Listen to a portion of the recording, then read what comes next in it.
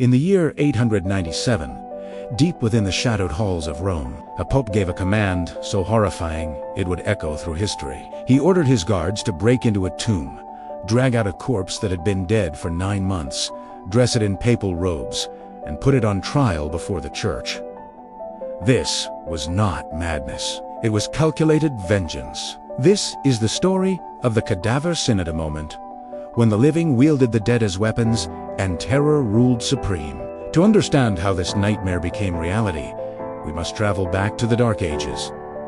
At this time, the papacy was less about faith and more about a brutal game of power. Rome wasn't a holy city. It was a battleground, torn apart by ruthless aristocratic factions, each one fighting to install their own man on the papal throne, to control him like a puppet. In this treacherous landscape, a man named Formosus rose to power. In 891, he became a pope, a figure of great ambition and cunning, but he made a fatal choice, one that sealed his fate and set in motion a chain of events that would desecrate his very memory. He invited Arnulf of Carinthia, a foreign king, to invade Italy and claim the imperial crown. To the Spoletan family, the undisputed masters of Rome's political arena, this was an act of pure treachery. They had their own candidate for emperor, and Formosus had just betrayed them on a world stage. Their desire for revenge became an all-consuming fire.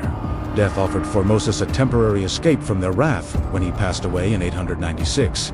But it did not extinguish their rage. In fact, it only fueled it. They quickly installed their own puppet pope, a man named Stephen VI, and they demanded one thing: a vengeance so profound it would rewrite history itself. In January of 897, Pope Stephen VI gave the order. His guards descended into the stench-filled crypts.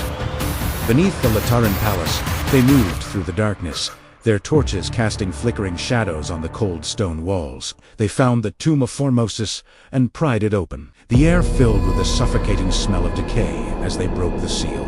Inside lay the corpse of the former pope, rotting flesh clinging to bone, hollow eyes staring into eternity, decay crawling across every inch of his being. With grim determination, they lifted the body from its resting place and carried it through the streets of Rome. Imagine the scene: a procession not of honor, but of horror. Citizens who saw the ghoulish parade screamed and ran. Some vomited in the streets, overwhelmed by the sight and smell. Others froze in place, their minds unable to process the sacrilege they were witnessing. This wasn't just a dead body, it was the former head of the church, being dragged through the mud like a common criminal. The corpse was brought to the Synod Hall, the same basilica where Formosus had once presided over the church with absolute authority. There, the grotesque charade began. The rotting body was propped up on a throne. Servants forced the stiff limbs into fine papal robes. They placed a mitre on its decaying skull and wedged a staff into its skeletal fingers. The dead pope now looked like a macabre parody of his former self. A young deacon, his voice trembling with fear, was forced to stand beside the corpse and speak for it, answering the charges that were about to be leveled. Then, Pope Stephen VI began. His voice boomed through the hall, filled with hatred and venom, as he shouted accusations directly into the rotting face of the corpse. Perjury, betrayal, illegally seizing the papacy. 4 hours.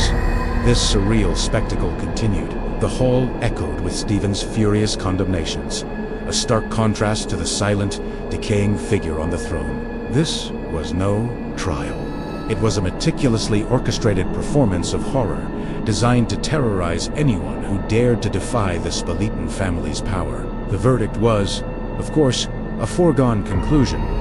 Formosus was found guilty in both life and death. The Synod declared every act, every blessing, and every decree he had ever made as pope to be null and void. It was as if he had never existed. His legacy was erased from the annals of the church. But Stephen VI wasn't finished. The real punishment was yet to come. He ordered the guards forward. They tore the sacred robes from the corpse, exposing the putrid flesh beneath to the horrified onlookers. Then, with cold, chilling precision, one of the guards drew a blade. He seized the right hand of the corpse, the hand that had been used to bless the faithful, and severed the 3 fingers used for blessings. The sound of the blade striking bone echoed in the silent hall. The dismembered fingers fell to the floor. A final, brutal insult. The horror then spilled back into the streets. The mutilated corpse was dragged from the hall, its macabre parade continuing through the city. It was a clear and terrifying message to all of Rome. This is what happens to our enemies. Citizens watched, frozen in fear. Some wept openly at the desecration. A few, caught up in the madness, cheered. Finally, the guards reached the banks of the Tiber River. They swung the body back and forth, and then hurled it into the dark, swirling waters, where it was swallowed from sight. Stephen VI stood victorious. He believed it was over. He had asserted his power and delivered the ultimate revenge for his master. It was wrong. News of the Cadaver Synod spread through Rome like wildfire. The initial shock and terror of the populace quickly turned to outrage. This act was too monstrous, even for the jaded citizens of the Dark Ages. They saw it not as justice, but as a blasphemous act of tyranny. The city turned against Stephen. Riots erupted in the streets. The nobles who had once supported him, fearing the growing public fury, abandoned him. Even the Spalatin family, who had orchestrated the entire event, realized their puppet had become a dangerous liability. His extreme cruelty had made him a symbol of everything the people hated. In August of 897, just a few months after his gruesome triumph, the tide turned completely. A mob stormed the Lateran Palace, dragging Stephen VI from his throne. He was stripped of his power, thrown into a dungeon, and, in the darkness of his cell, strangled to death. He died alone and terrified, a victim of the same brutal politics he had so eagerly served. The aftermath of the Cadaver Synod plunged the papacy into even deeper chaos.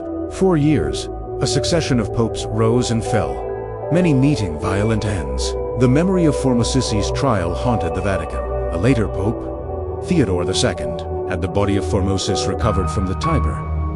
He annulled the verdict of the Cadaver Synod, restored Formosis's honor, and gave him a proper Christian burial once more.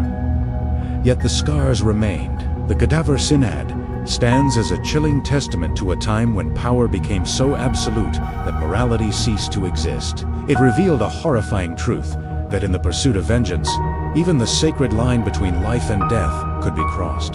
The dead, once held in reverence, were turned into instruments of terror. For centuries after, the stench of decay and vengeance haunted the halls of power in Rome, a permanent stain on the history of the Church. And as we look back on this dark chapter, one final question lingers, whispering from the shadows of the past.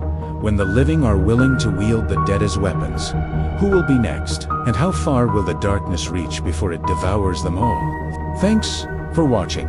Like, subscribe, and hit the bell so you don't miss our next dive into history's darkest secrets.